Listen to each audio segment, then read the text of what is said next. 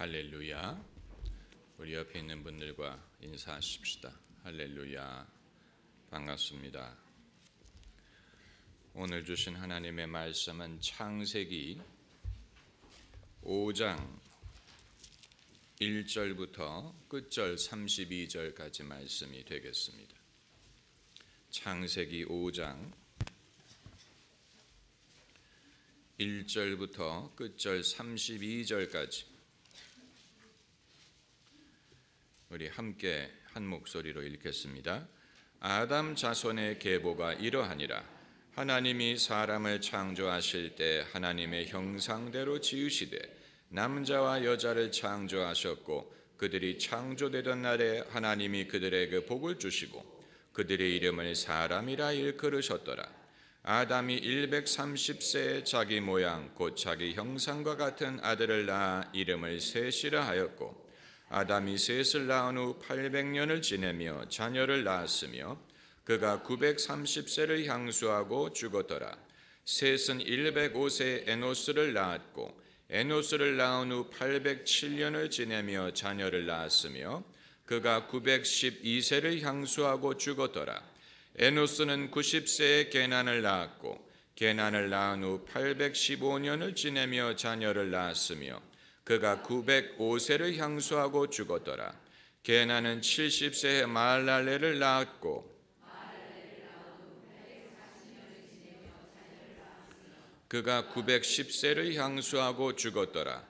마할랄렐은 605세 아렛을 낳았고 야렛을 낳은 후 830년을 지내며 자녀를 낳았으며 그가 895세를 향수하고 죽었더라. 야렛은 162세 에녹을 낳았고 에녹을 낳은 후 800년을 지내며 자녀를 낳았으며 그가 962세를 향수하고 죽었더라. 에녹은 65세 무두셀라를 낳았고 무두셀라를 낳은 후 300년을 하나님과 동행하며 자녀를 낳았으며 그가 365세를 향수하였더라. 에녹이 하나님과 동행하더니 하나님이 그를 데려가심으로 세상에 있지 아니하였더라. 무두셀라는 187세에 라멕을 낳았고 라멕을 낳은 후 782년을 지내며 자녀를 낳았으며 그는 969세를 향수하고 죽었더라. 라멕은 182세 아들을 낳고 이름을 노아라 하여 가로되 여호와께서 땅을 저주하심으로 수고로이 일하는 우리를 이 아들이 아니하리라 하였더라. 라멕이 노아를 낳은 후 자녀를 낳았으며 그가 777세를 향수하고 죽었더라. 노아가 500세 된 후에 셈과 함과 야벳을 낳았더라. 아멘. 성경에서 제일 장수한 사람이 무두셀라입니다. 그가 몇 년을 살았다고 했습니까? 969년을 살았습니다. 무두셀라뿐만이 아니고 그 당시 사람들이 다 수명이 길었습니다. 야렛이란 사람은 962세를 살았고 에녹은 365세를 살았다고 했습니다. 우리는 이 구절을 읽을 때 그 당시 사람들이 오래 살았다는 사실만 주목을 하려고 합니다. 그래서 어떻게 그 사람들은 그렇게 장수할 수 있었을까? 당신은 환경이 지금과 달랐느냐? 의식주가 지금과 달랐느냐? 우리도 어떻게 하면 그들처럼 장수할 수 있겠느냐? 이런 질문만을 하려고 합니다. 아니면 이 구절을 우리가 문자 그대로 읽을 수 있느냐를 물어보려고 합니다. 설마 진짜 969년을 살았다는 말일까? 아니면 당시의 연도를 계산하는 방법이 지금과 다르지 않았을까? 그래서 어떤 신학자들은 이 구절에서 한 해가 실제로는 한 달이었을 것이라고 추정을 하는 사람도 있습니다. 그렇다면 무두셀라는 80세를 살았다는 말이고 반대로 에녹은 30세를 살았다는 말이고 5살 반이었을 때 무두셀라를 낳았다는 말이 되는 것입니다. 그러니까 본문이 말하고자 하는 것을 그런 식으로만 읽어서는 깨달을 수가 없습니다. 본문이 말하고자 하는 것은 세월이 흘렀다는 말을 하는 것인데, 오늘날 같으면 무슨 연도가 있어서 주전 몇 년, 추후 몇 년, 아무개 왕 제위 몇 년, 어떤 사건이 일어나고 다음 해, 이런 식으로 연도의 흐름을 표시하겠지만, 그 당시에는 사람이 몇 살을 살았다는 말을 하는 것 이외에는 세월이 얼만큼 흘렀다는 말을 할 수가 없는 것입니다. 세월이 흘렀다는 말을 하는 것이지, 그들이 그만큼 장수했다, 무슨 장수 무대가 아니에요. 세월이 이만큼 흘렀다는 말을 하고자 하는 것인데, 좀 더 구체적으로 노아에게로 이어지는 시간의 흐름을 말하고자 하는 것입니다. 노아의 시대에 어떤 일이 일어났습니까? 홍수가 일어났습니다. 심판이 일어났어요. 그러므로 심판이 있기까지의 시간의 흐름을 말하고 있는 것입니다. 그걸 염두에 두고 읽어야 이해가 됩니다. 무두셀라라는 이름의 뜻이 무엇입니까? 죽으면 심판이 온다라는 말이에요. 어떻게 보면 당연한 말이지.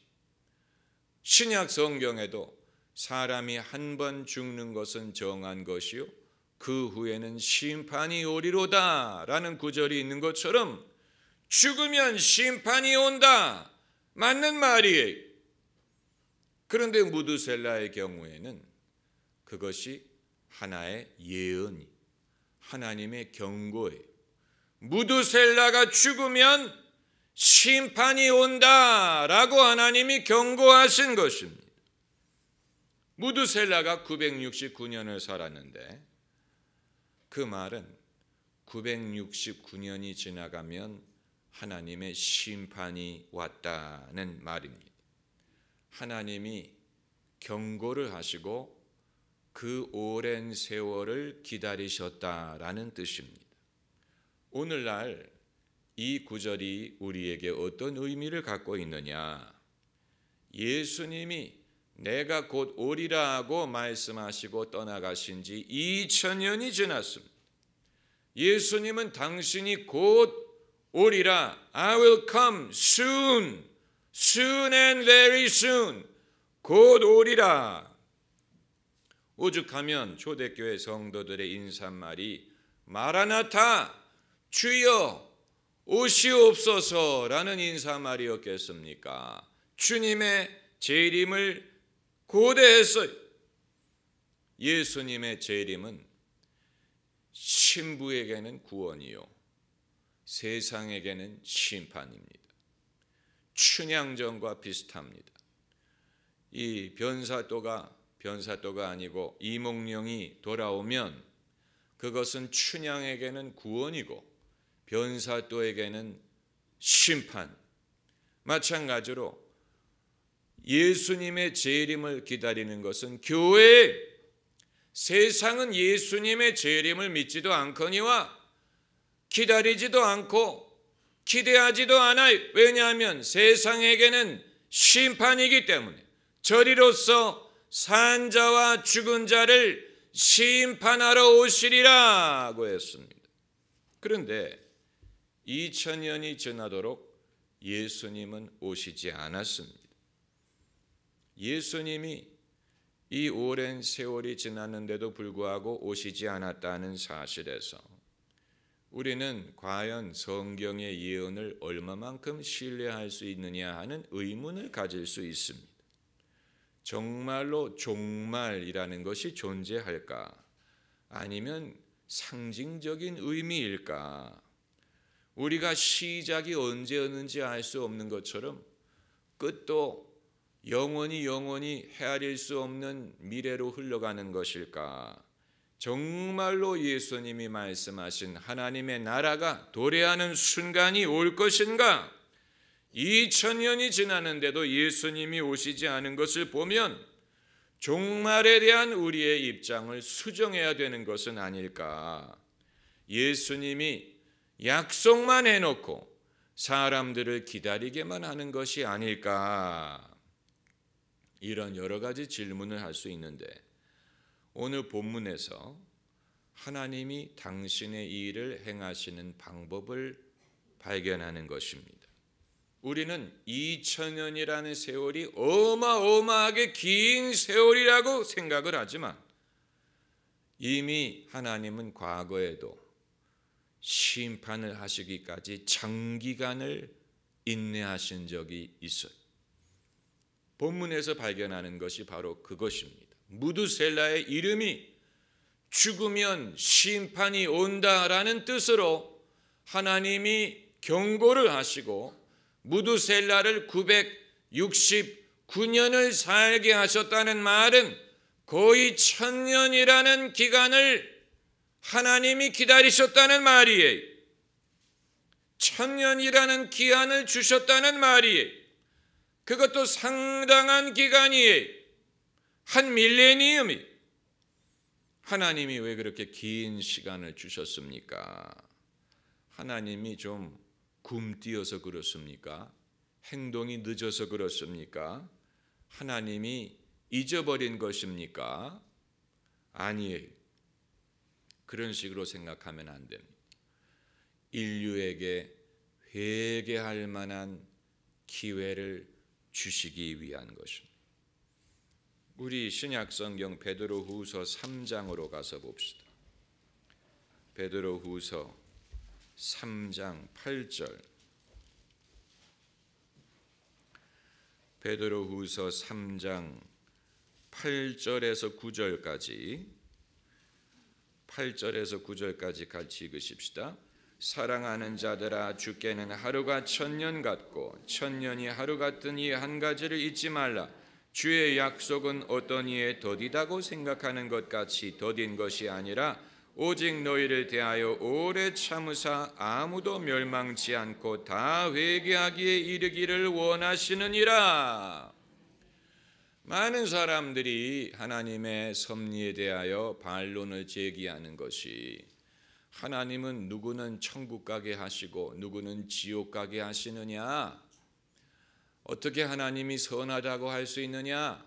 하나님이 사랑이라면 왜 사람들이 지옥 가게 하느냐?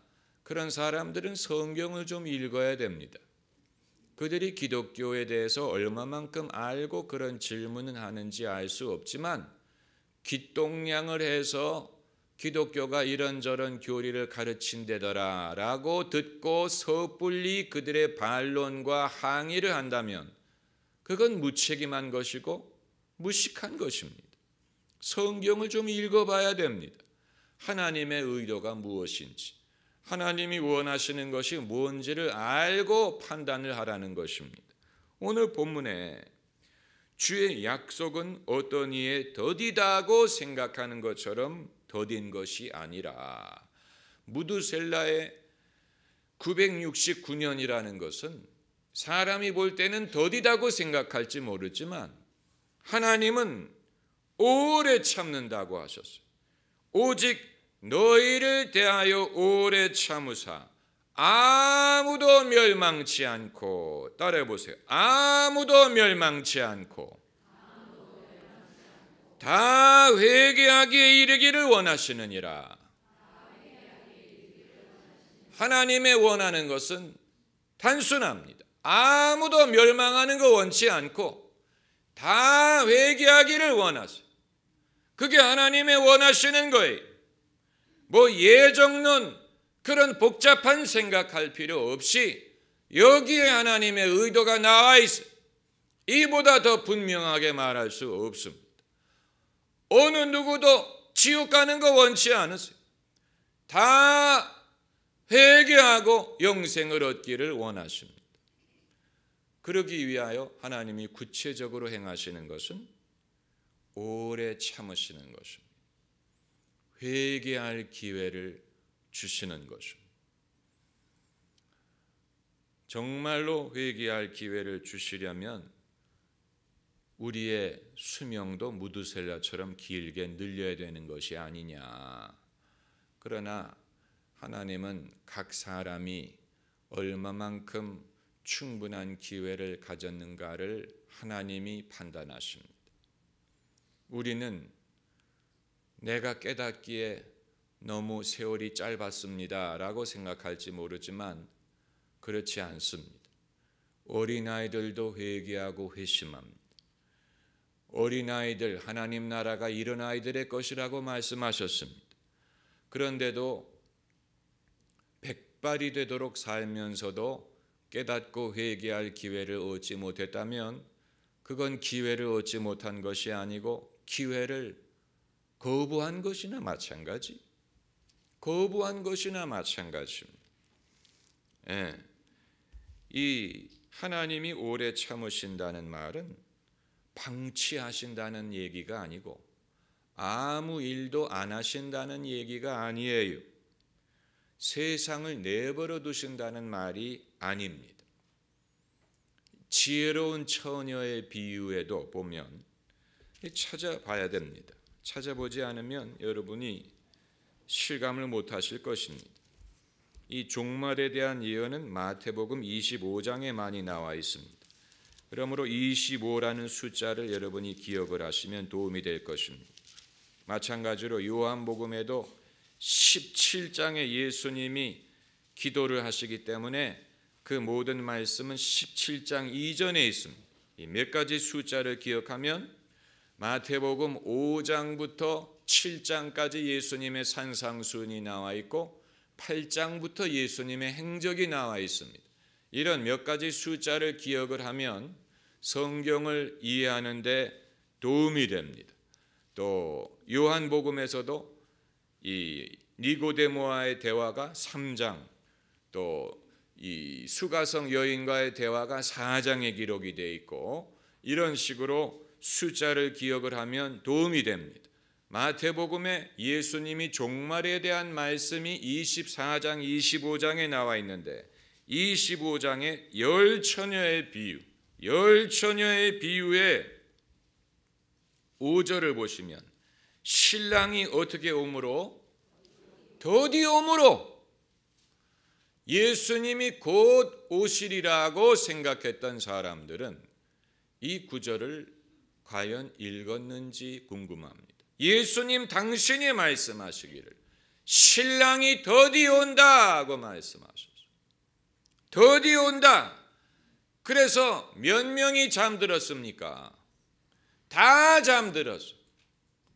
현명한 처녀든 미련한 처녀든 여자들은 잠이 많아요. 다 잠들었다고 했어요. 왜냐하면 신랑이 더디 오기 때문에 예수님이 말씀하신 것입니다. 그런데 신랑이 더디 오는 이유는 잊어버렸기 때문도 아니고 당신의 책임에 대하여 무책임하기 때문도 아니고 그것은 기회를 주시기 위한 것이고 그 전례가 이미 무두셀라의 경우에 있는 것. 하나님은 이미 그 방법으로 역사하신 적이 있습니다. 그것을 우리가 성경에서 찾을 수가 있는 것입니다.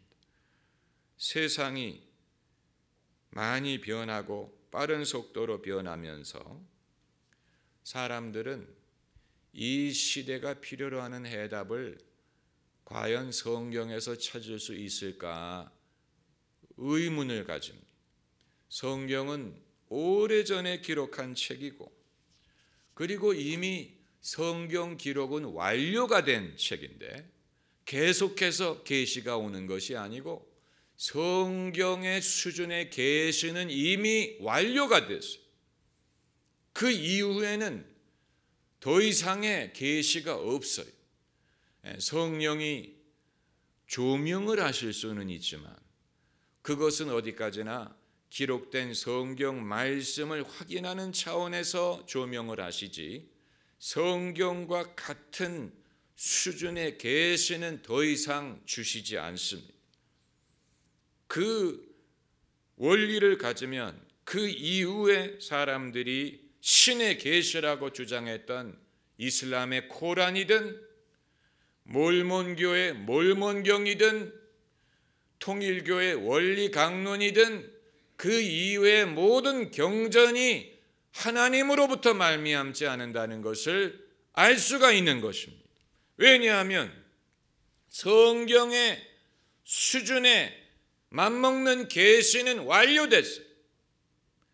이미 이 신구약 66권의 인간의 구원에 대한 하나님의 모든 충분하고 필요한 말씀이 담겨져 있습니다.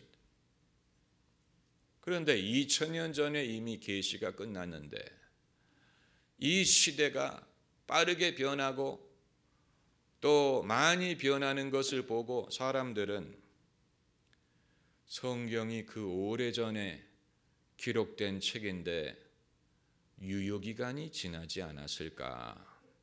이 시대의 사람들이 갖고 있는 의문에 대하여 해답을 제공할 수 있을까 하는 의문을 충분히 가질 수 있습니다. 저도 가끔 그런 생각이 들 때가 있으니까 성경 이외에 다른 책을 읽으면서 답을 찾으려고 하는 사람들이 그런 것입니다. 여러분, 성경은 점잖은 책입니다. 호객 행위를 하지 않습니다. 가끔 우리가 차를 몰고 가다 보면 길가에서 여기 와서 식사하고 가라고 이 호객 행위하는 아저씨들을 볼 수 있습니다. 주로 택시 기사들 식당이 그런 식으로 남산에 올라가다 보면 여기 와서 식사하고 가라고 호객 행위하는 것을 볼 수 있습니다. 그 이외에도 먹자 골목에서 호객 행위를 하는 사람들이 있다고 하는데 그런 호객 행위는 제가 본 적이 없기 때문에 직접 여러분도 그런 호객 행위 하는데 가까이 가지 마세요. 세상에도 내 책을 읽으라고, 내 말을 들어보라고, 내가 해답을 제시하리요, 이런 식으로 호객 행위하는 사람들이 있어요. 요란하게 선전을 하고 사람들의 이목을 끌어요. 거기에 비해서 성경은 굉장히 점잖습니다. 그냥 잠자코 책꽂이에 꽂혀 있는 것뿐이, 우리가 그 책을 꺼내서 펴서 읽고 묵상하기 전까지는 하나님의 말씀이 들려오지 않습니다. 성경을 존경하는 것과 성경을 사용하는 것은 엄청나게 다릅니다. 많은 사람들은 성경을 존경합니다. 그래서 높은 책꽂이에 꽂아 놓습니다. 우리의 그 패밀리 성경 이런 식으로 성경을 존중해. 때로는 한 종교가 통째로 그렇습니다. 가톨릭 교회가 인구가 수십억인데 그들은 성경을 존경하는 것 같지만 사용하는 것 같지는 않아요. 개신교도 중에도 마찬가지. 성경을 사용하는 사람은 그렇게 많지 않아요. 영적인 게으름이 있습니다. 사람에게는 육신적인 게으름도 있고 지적인 게으름이 있고 영적인 게으름이 있는데, 육신적인 게으름은 아침에 문 밖에 있는 신문을 가져올 때 옷 입고 나가면 귀찮으니까 문을 살짝 열고 손만 이렇게 해서 가져오는 육신적인 게으름, 옷 입고 이거 귀찮으니까 육신적인 게으름 우리가 다 갖고 있지요. 지적인 게으름이 있습니다. 지적인 게으름은 예를 들어서 모르는 단어 사전을 한번 찾아보면 되는데 그걸 하기가 귀찮아서 몇 년 동안 그 단어의 뜻을 모르고 삽니다. 한 번 찾아보면 되는데 그 한 번을 안 하기 때문에 몇 년이 지나도 그게 무슨 말인지 몰라. 지적인 게으름. 그런데 영적인 게으름이 사실은 그리스도인들 중에도 영적인 게으름이 얼마나 많은지 모릅니다. 칼 바르트는 말하기를 하나님의 말씀이 성경에서 우리를 기다린다라고 했는데 맞는 말이 하나님의 말씀이 성경에서 우리를 기다려요. 그럼에도 사람들은 성경을 펴서 읽고 묵상함으로 하나님의 음성을 듣지 않으려고 한다는 사실은 신기한 일입니다. 신기한 일이. 육신적인 방법으로 하나님의 하시는 일을 깨달을 수 없습니다. 왜 하나님이 하시는 일이 깨달아지지 않느냐?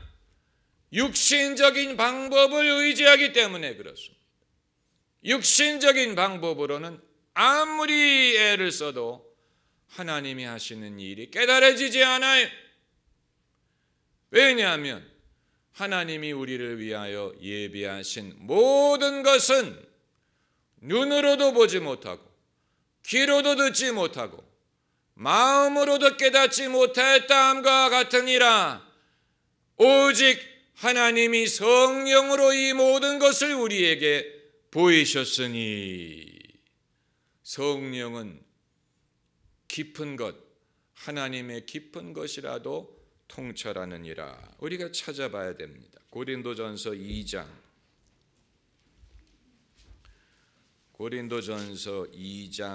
9절 말씀. 통찰이 아니고 통달이군요. 통달. 고린도전서 2장 9절 제가 읽겠습니다. 기록된 바 하나님이 자기를 사랑하는 자들을 위하여 예비하신 모든 것은 눈으로도 보지 못하고 귀로도 듣지 못하고 사람의 마음으로도 깨닫지 못하였다. 이 말은 인간의 육신의 감각이나 생각으로는 그것을 깨닫지 못한다는 얘기. 오직 하나님이 성령으로 이것을 우리에게 보이셨으니 성령은 모든 것 곧 하나님의 깊은 것이라도 통달하시느니라. 12절에 우리가 세상의 영을 받지 아니하고 오직 하나님께로 온 영을 받았으니 이는 우리로 하여금 하나님께서 우리에게 은혜로 주신 것들을 알게 하려 하심이라. 성령을 주신 목적은 하나님이 우리에게 은혜로 주신 것을 알게 하기 위함인데, 다시 말하면 성령을 통하지 않고는 그것을 알 수가 없다는, 깨달을 수가 없다는 것입니다. 13절에 우리가 이것을 말하거니와 사람의 지혜에 가르친 말로 아니하고 오직 성령에 가르치신 것으로 하니 신령한 일은 신령한 것으로 분별하느니라. 성령에 가르치신 것이 없으면 알 수도 없고 깨달을 수가 없다는 얘기입니다. 여러분, 우리가 육신의 방법을 의존하는 한 하나님은 늘 침묵하는 것처럼 보여요. 하나님이 왜 침묵하실까? 우리가 궁금하게 생각합니다. 하나님이 안 계시기 때문에 침묵하나? 아니에요. 우리가 육신의 방법을 의존하기 때문에 안 들리고 안 깨달아지는 것입니다. 왜냐하면 신령한 것은 신령한 것으로 분별한다고 했기 때문에. 하나님이 신비하시다는 말은 사람이 하나님을 이해할 수 없다는 뜻이 아닙니다. 많은 사람들은 하나님은 참 신비하시고 신비한 방법으로 역사하셔, 이렇게 말함으로 자기가 이해 못하는 것을 정당화하려고 합니다. 내가 이해하지 못하는 이유는 하나님은 신비하시기 때문이다, 그런 뜻이 아니에요. 신령한 것은 신령한 것으로 분별할 수가 있는 것입니다. 사람은 자기가 육신적인 방법을 의존하면서 하나님을 탓합니다. 그러나 그것은 사람의 게으름, 불신, 무지함의 결과예요. 사람이 하나님을 이해하지 못하는 것도 영적인 게으름 때문입니다. 하나님의 말씀이 교회에서 우리를 기다리는 게 아니에요. 목사의 입에서 기다리는 게 아니에요. 성경에서 우리를 기다려. 교회가 성경을 가르치지 않으면 교회도 전할 말이 없어요. 목사도 성경을 묵상하고 가르치지 않으면 성도들에게 할 말이 없습니다. 여러분이 무슨 교양 강좌 들으려고 교양 강좌 가르치는 교회들 많지요. 무슨 더 좋은 부모가 되는 법, 더 좋은 아내가 되는 법, 교양 강좌 가르치는 교회들 많이 있는데, 교회가 정말로 가르쳐야 되는 것은 성경에서 우리를 기다리고 있는 하나님의 말씀. 하나님이 우리를 위하여 예비하신 모든 것을 성령으로 보이신다고 했습니다. 이것을 경험해 본 사람만이 성경이 예사로운 책이 아니라는 사실을 알게 될 것입니다. 기도하십시다.